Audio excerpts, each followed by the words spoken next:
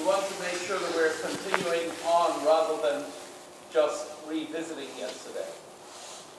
And for me, one of the things for Megan is letting go of that front end a lot more. And bear in mind, both of your arms, both of your sets of arms, just need to be much more sensitive to the horse, so that instead of,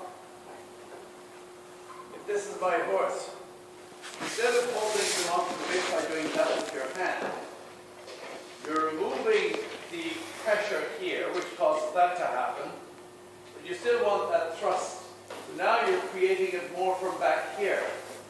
Now you're getting the same thing again, but you're receiving. This is what I mean by when I say receiving the power in your hand. You're creating it, and your arms act like a barrier, but in a passive way, not in a pulling way like this. Do you understand? Because if you start with that strong pressure, you still have to create enough power to overcome, because that's basically like resting your foot on the brakes in the car. So you've got to remove that little by little and give the horse a chance to be what he can be. Now, when you start out, you're accustomed to having the horse there like that. My experience has been that riders find it quite uncomfortable. It's not intuitive to you. But if you're going to get there, you've got to be prepared to let go first, so the horse starts moving into a less strong contact with the mouth.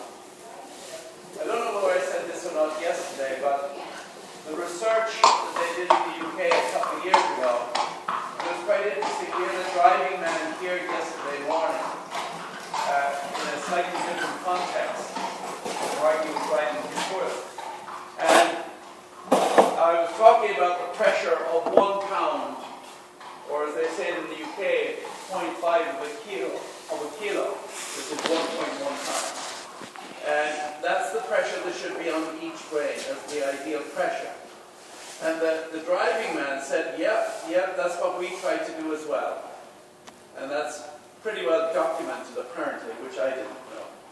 So the thing is, if it's more than a pound on one rein or the other, first of all, if there's a disparity between, almost invariably, when you let go of the front, the stride becomes longer. And of course, the implication is that if you've got the same tempo, both start up yesterday and start up today, then you will find that you are going, in terms of miles per hour, faster. Because if it's the same number of beats, units of time, per whatever, the same number of strides on a given space of time, but the steps are longer, then you are going faster.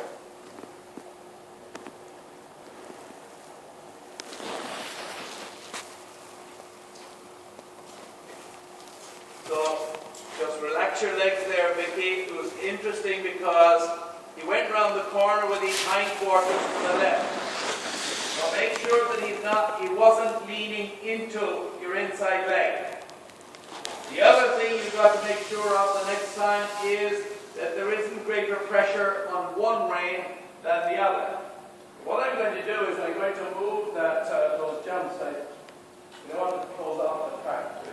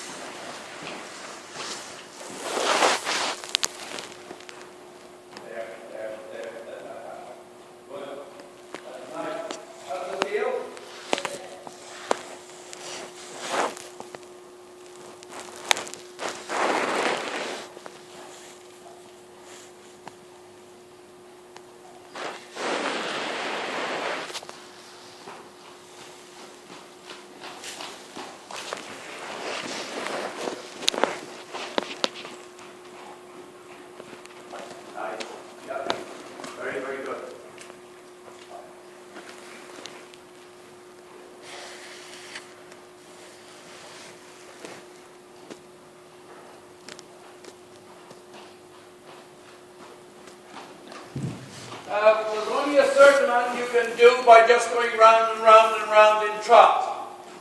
Transitions have a hugely beneficial effect.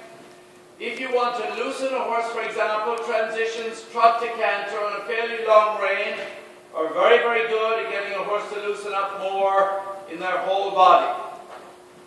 Bigger canter than that.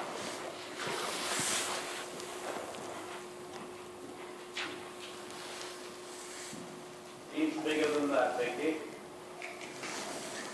Good. Yeah. And remove the pressure from the outside rein. There. Now touch him with the stick and say, come on, cover. There you go. And continually check for an increase in pressure. You'll almost invariably find that he'll look for the pressure on the same side again. When you're happy that you've got a pretty even connection on both sides, go to trot.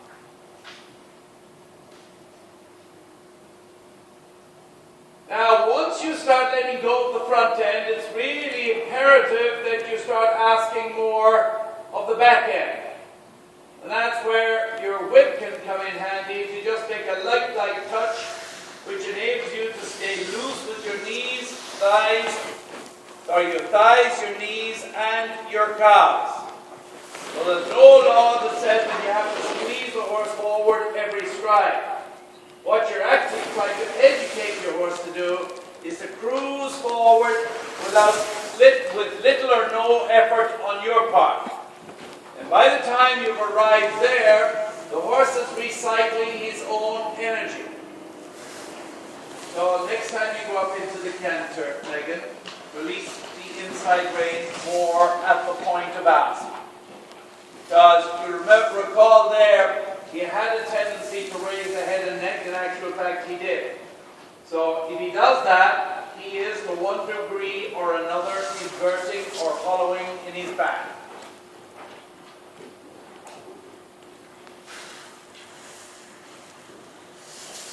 Good. Much better. Big difference, right? Very, very good. Now relax your arms. So the horse, if your arms are too tight, the horse will pull you out of the tack every time. So we know that your horse goes better to the right than to the left. So it's going to be interesting to see if you can let go with your arms and your lower back. Enough so that when you canter left, you don't get plucked out of the tack every time.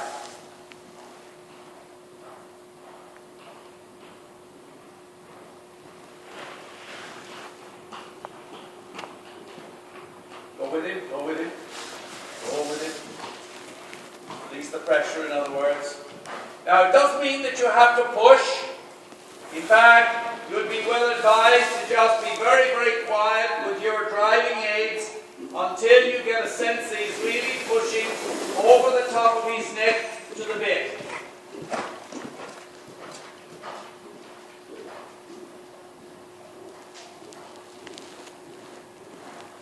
And at the moment when you feel that he's putting pressure into your rein as a result of the forward motion that you've got, then you can ask for a little bit more from behind. And how much you ask will depend on how well the horse is capable of physically, physiologically accepting it.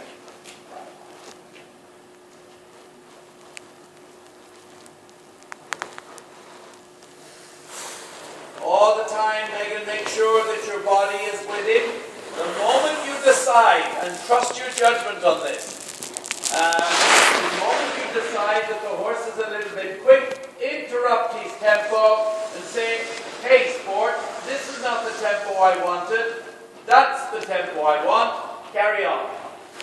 The reason I'm saying that to you now, I think you know why, because in my opinion he got a little bit quick towards the latter half of your last long side down there.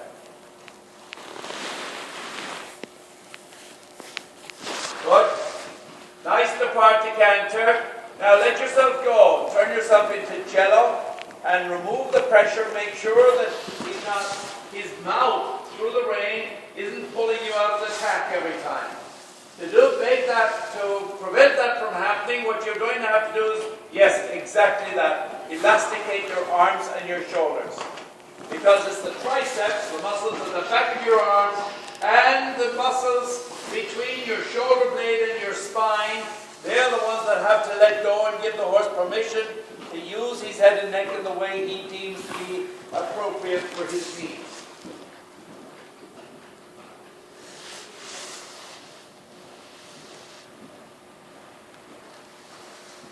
And release. Good. Go with him. Go with him.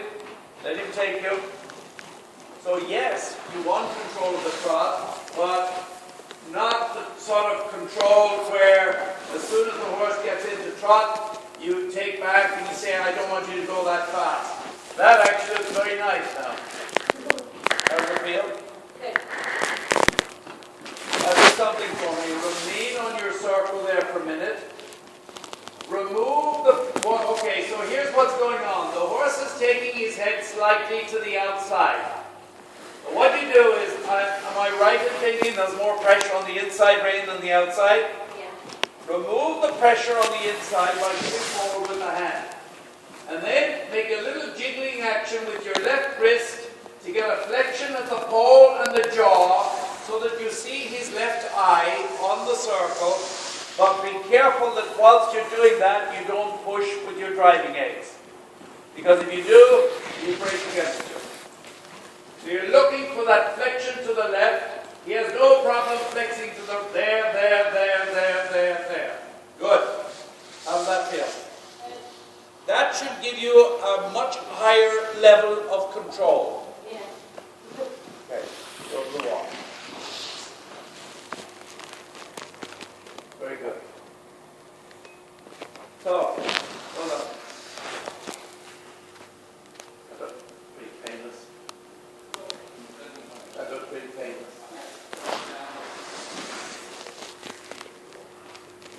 Warming up, are we? Or to come down the side of the arena and leg yield away from the side of the arena.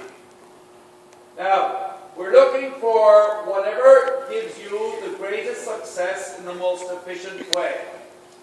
And so don't be afraid to experiment, but remember the bottom line still is we want the horse to come up on his back before you cease with your leg yield to go forward.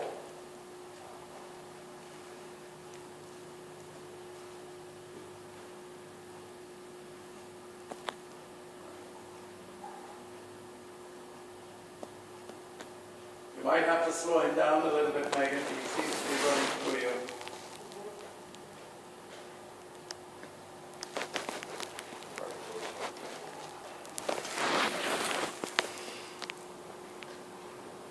Do they have to do leg yield in the training level for that test? Oh, in the training level, I don't think so. No. There are two reasons why you do it. First of all, you want to be ahead of the curve.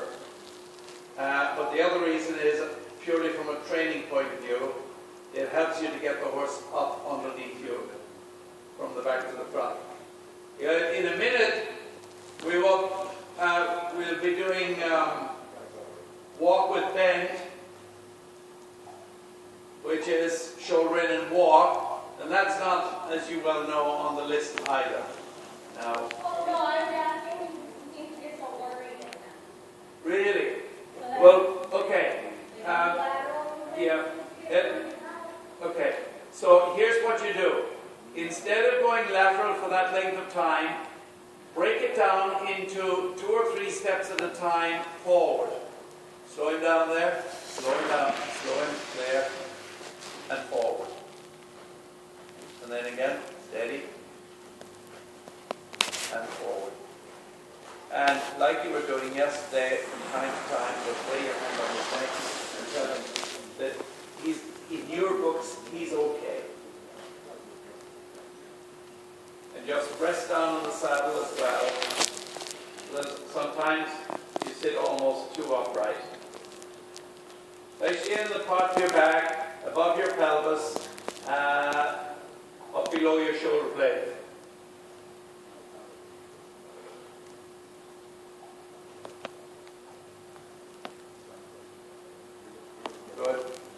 nice result there.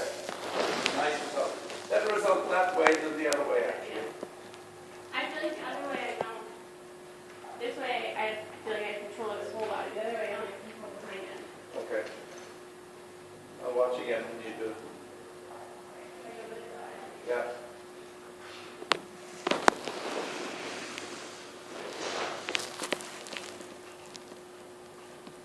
Part of the issue there is the left side is stiff side. You put your whip in the left hand when you go to the right again. You go away from your left leg.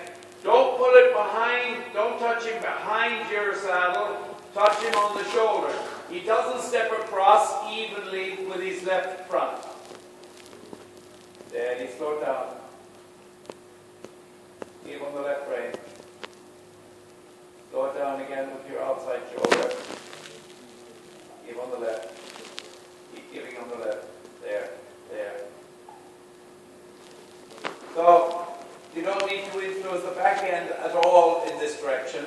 Basically, what you have to do is try to keep the back end from getting too far ahead of the front end. And that's what I feel. And the other way, I feel like I have complete control. Whereas this way, I'm competing with this hind end. Yeah. So make the steps shorter and more deliberate.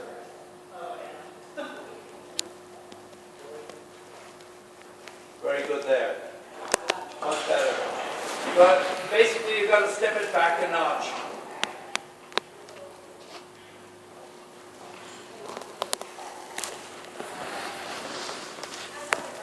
Good, good, good. Just lighten up when he gets there. He's in a good place. Steady.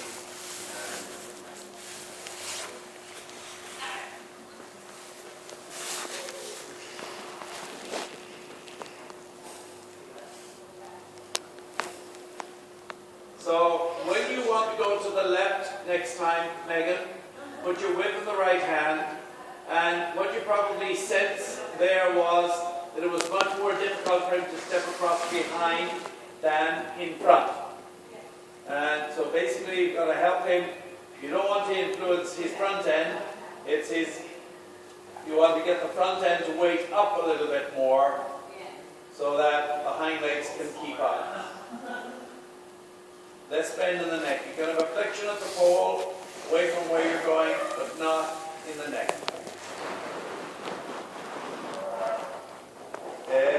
Loosen your hips, Vicky. Now, from now on, anytime you get a good result, take your horse for a test ride in trot, or indeed in canter, and make an appraisal. I use a benchmark of a scale of 0 to 10. And give yourself a grade for the quality of your horse's gait by comparison to the norm. That looks pretty good. Could have a little bit, stay on the circle for a minute. Could have a little bit more push. Just a very light flick with the stick and say, give me more. Very good. Give and take, give and take. So when you touch him with the stick there, you needed to go with him with your arms a little bit more, because as soon as he met the bit, he started to get nervous. Yeah. Feel the pressure on the inside. And touch him forward. When you touch him forward, you've got to make sure you allow a little with your arm, while at the same time, you don't want him to fall on his face. So when I say allow a little, that's what you have to figure out. What's appropriate for this horse at this time. In other words, how much pressure will he take? Ping, ping, ping, ping, ping, ping. Feel the pressure again on the inside. And even more let go on the inside, more than that.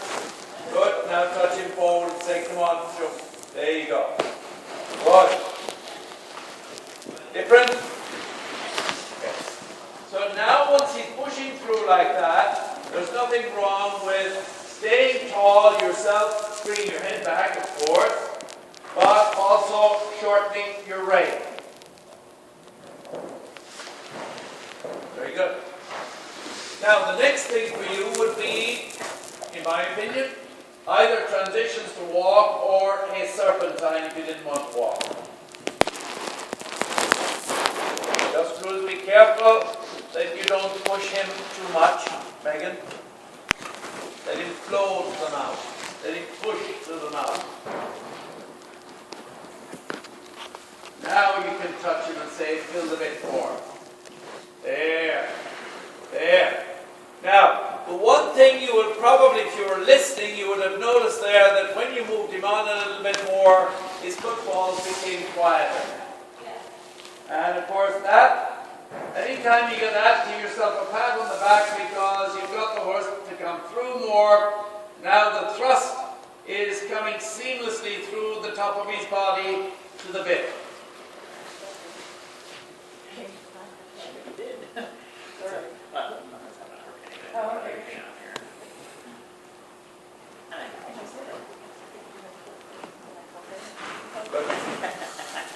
Good.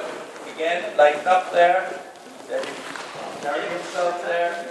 And then on the circle, touch him with the stick and say, can you give me more? Like that. There you go. Good. Really nice. And walk. Or make a serpentine, one or the other. And just stroke him on the neck so that usually if the nervousness exists, it's when you first come down to walk that it manifests itself most. Yeah. So you get used to the idea of saying, hey, what a good boy. He says, oh gee, thanks mom. And then the walk doesn't indicate like it's being, he's all wound up like a little toy. If he is, take enough time to stabilize him in the walk, let him off the bridle a bit for half a dozen strides completely and say, hey, just you're on your own, and then pick him up again.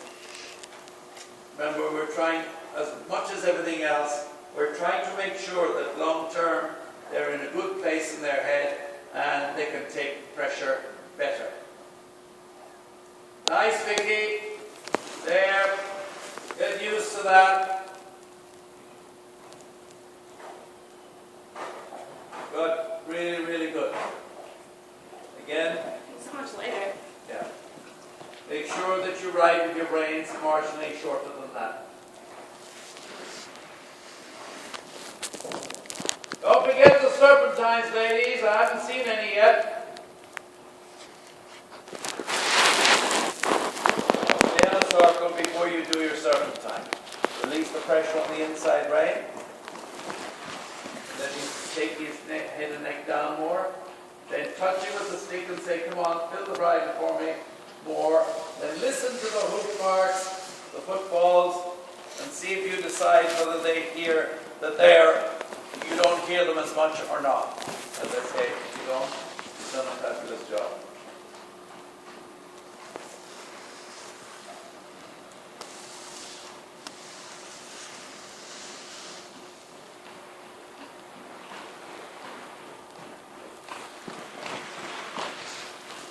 Release the pressure again. Let him take his neck away. There. That's what we got to do. Now the next time you make a serpentine, before you cross the center line, interrupt his balance so it's easier for you to change the bend. And then, once you've changed the bend, ride him forward again as aggressively as you would have before. Go steady.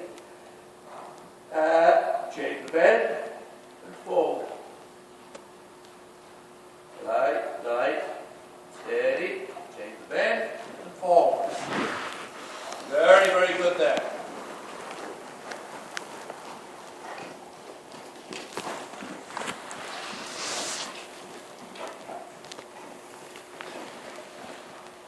Just a little bit, even more than that for you. Good, now steady, change the bend, and forward. Steady, change the bend, and ride forward.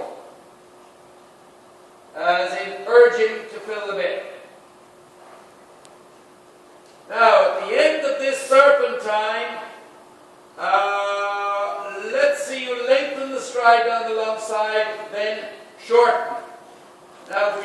the result we're looking for, we go back and we prepare the horses for the lengthened stride by firstly going up into canter. Let him flow to the mouth. Tell him to flow to the mouth. Don't forget to bring back before you get to the bottom and have the stride shorter but much more dynamic across the bottom end. And then go again, but be more greedy. Ask for more. Push his neck away from you. Oh yeah. Put the brakes on. You almost ran away with you there. There's a lot of horse there, right?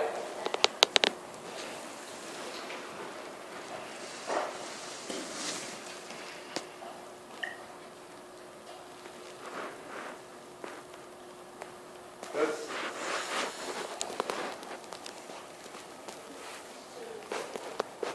Maybe his neck stay out there. If you get any degree of snatching in the neck, if the horse wants to snatch at the bit, that usually comes from their back. They haven't let go enough in their back yet. Bigger trunk. There. That much.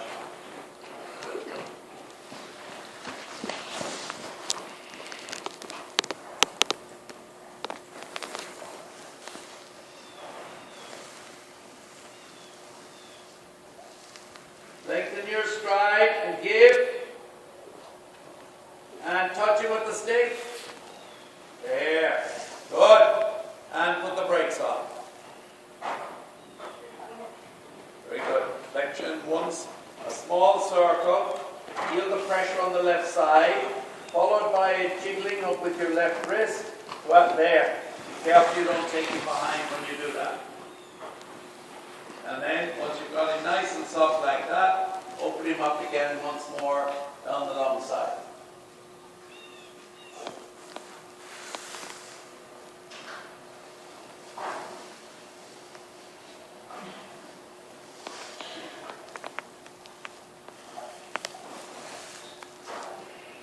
Now, when you steady your horse at any time when you feel you've got to change the horse's balance, an instance where you might want to do that is where you sense the horse is going too fast. Steady them with your back. Just brace your back and say, hey, wait up. So that you're doing it less with your arms. Now, wait up there. Wait up. Good. And light immediately. There. Very, very good. Once more. Lengthen.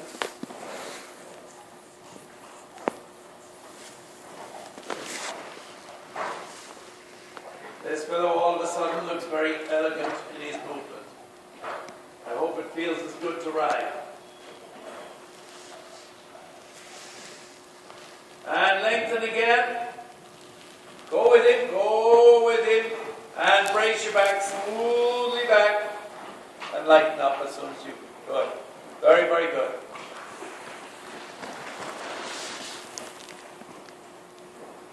Now, next time when you bring him back, Megan, sit the trot. Did I hear you say yippee? Not really. When you bring him back, sit the trot. Same with you, Vic. Slightly shorter rein. So the one thing you've got to be careful. Okay, remember that. You've got to do that really, really carefully. Because there was nothing wrong with what you got, but he got a little bit apprehensive by how you took up the rein there. At least that was my impression. Steady. Sit now, let go. Your hips should be like a buoy on the water, just bobbing up and down. The waves pass underneath you. Looser than circle. Circle. Looser than that. Don't fight it. Absorb it. You're trying to hold with your belly muscles. Good luck to you. Won't happen. Won't work. Let go. Like a buoy on the water. That buoy looks like it's full of cement.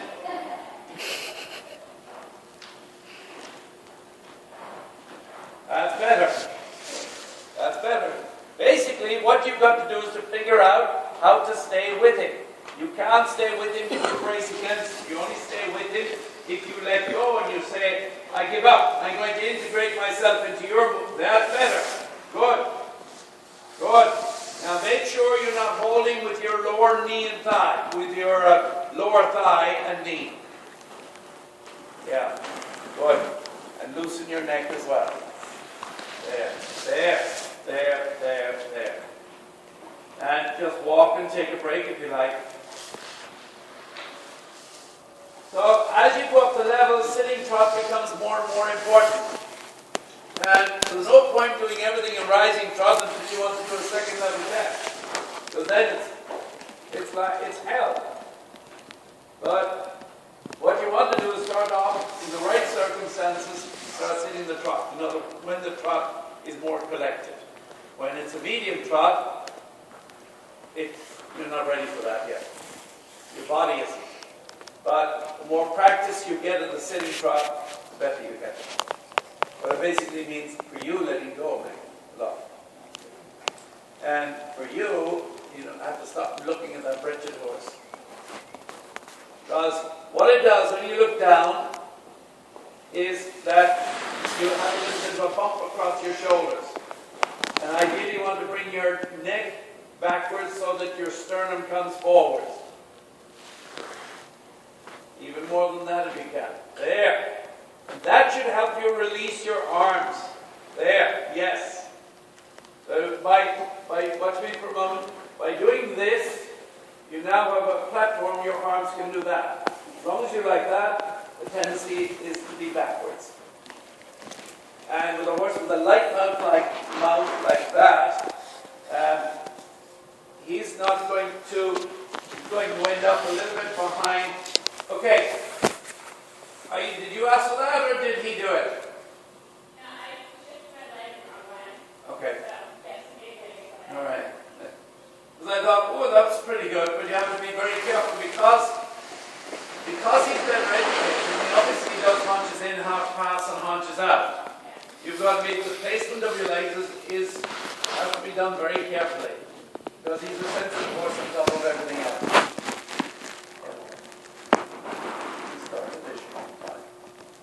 What time are you meant to start? 3:30? Oh, yeah. It'll be good. Careful. Now, the question there is, did you have more pressure on your left rein going around the turn than your right? Just relax. Just don't bully him. Because you can bet your life that's what everybody else did to him. You've got to be his friend. Let's watch this again. Now, as best you can, what you're trying to do is make sure the pressure doesn't build up on the left. You're thinking don't use your legs, just relax, walk with it. And release the left rein. Give the left rein. There. So basically what you have to do is to see whether you can convince him to walk down the channel between the two reins. Which, by the way, you did a really good job of doing there. But he's going to make you really, really accountable to a very high level for how you use your aids. Well, and that's really what I want. Like, I'm at the level, so I have to Yep. be cautious. Sure? Yep. Yep. Now, think down the channel. The zipper of your jacket over his spine all the way. And even if you go with your eyes shut, because there will be a tendency, that's excellent. Now do it in trot. Careful. Whatever you did there, cause him to be crooked. What?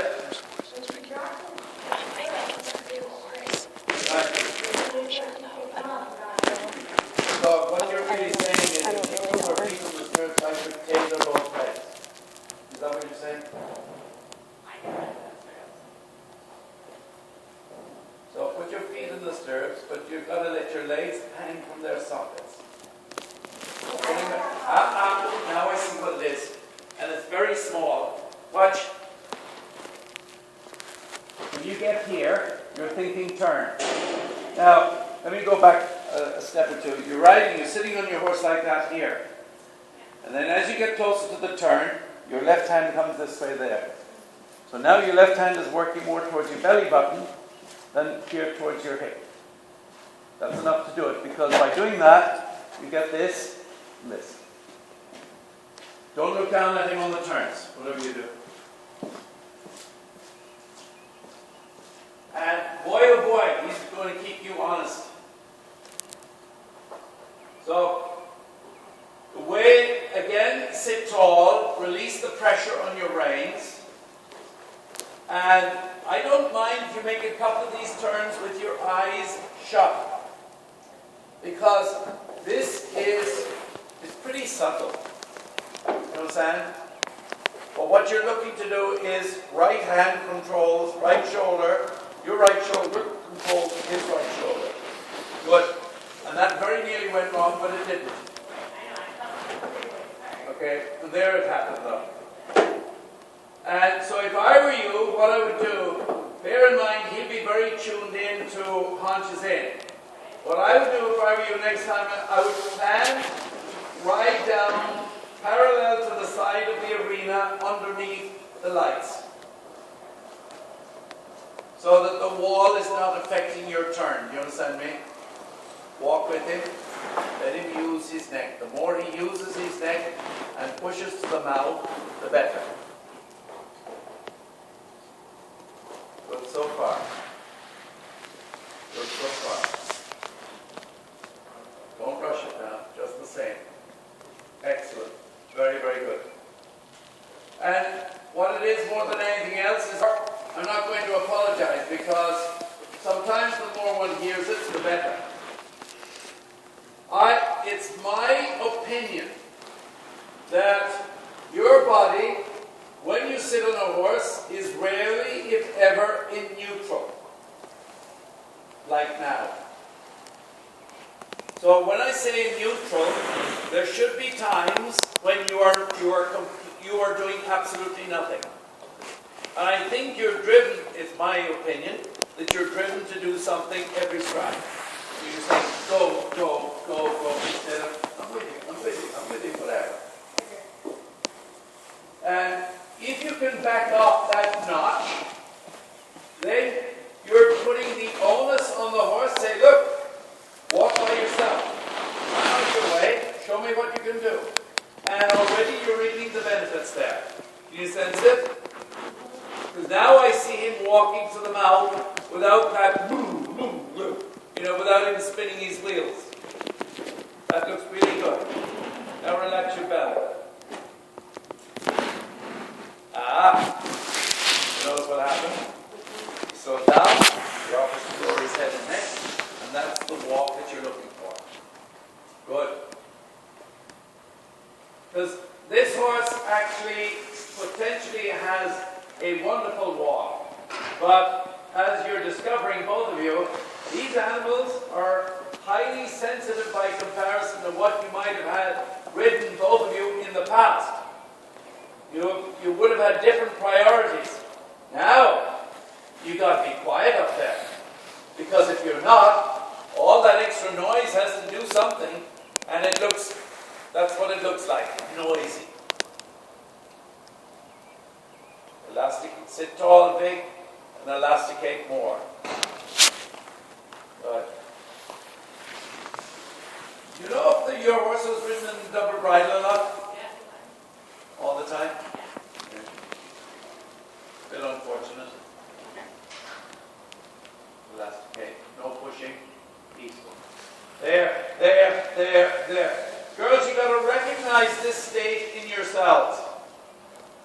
Because, to ride at the very, very top level, you've got to know yourself inside out.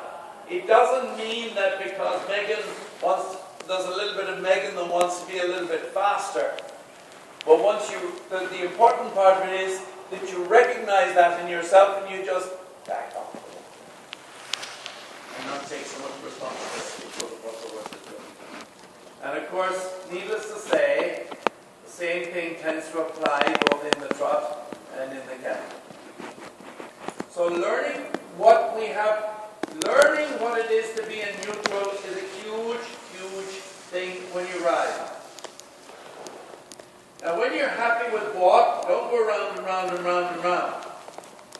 Test yourself in trot. Now, I don't know whether you want to do rising trot or sitting trot. I suspect rising to start with, Megan.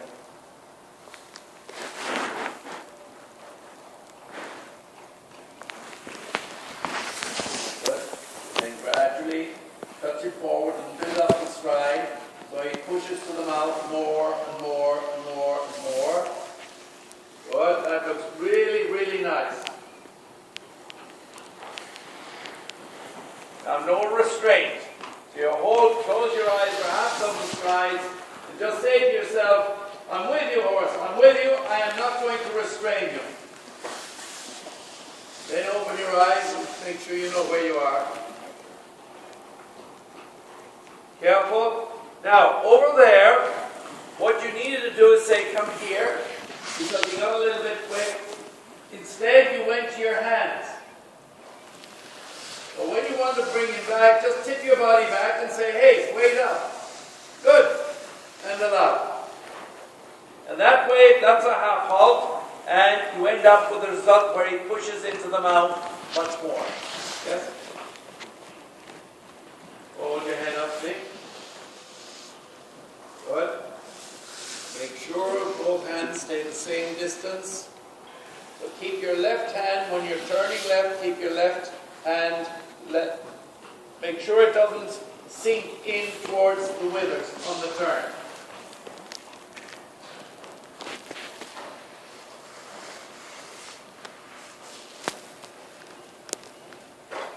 Take back a little on the outside. Okay. When he goes like that, just back off and a little touch with the stick, get him out of that. He worries about himself sometimes. And be very, very aware, if you ride on the wall, Vicky, straightness will be a huge issue. Riding away from the wall probably would benefit you a lot more.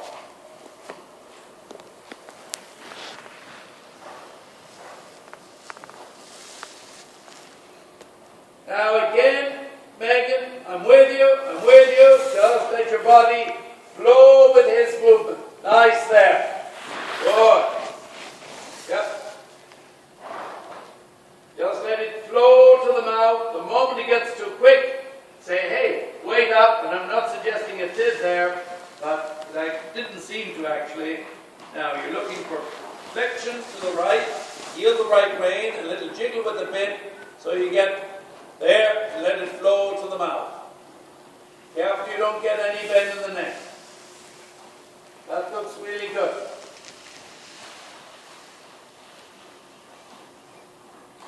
And then you've got a nice trot, walk between M and B. Walk with it. Excellent. Your hips are like a buoy on the water, just bobbing up and down, with the waves flowing, the energy of the wave throwing you up, and you sink down into the bottom. Don't lean back. Whatever you do, hold your shoulders in such a way that they stay vertically over your spine. If you lean back and you collapse your back, your center of balance shifts backwards. Most horses get uncomfortable. It wouldn't surprise me, your horse would be very, very high on that list because he's so sensitive. Whereas Megan's horse, despite the fact he's sensitive, he's much, much stronger in his back than your horse probably is.